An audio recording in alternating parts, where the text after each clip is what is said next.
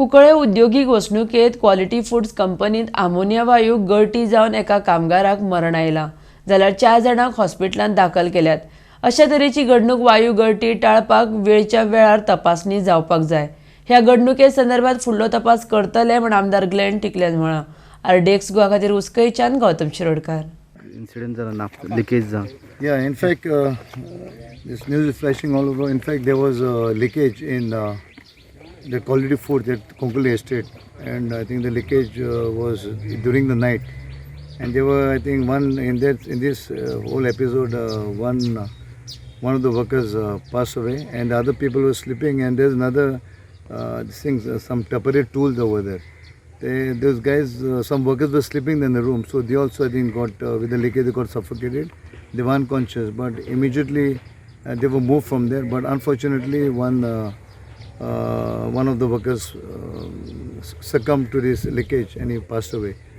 So, in fact, this leakage is actually the total responsibility of the factory, the particular factory. And I think IFM had already informed them sometime back. There was some letter shot to them from the IDC sometime back. I don't have details right now, but so my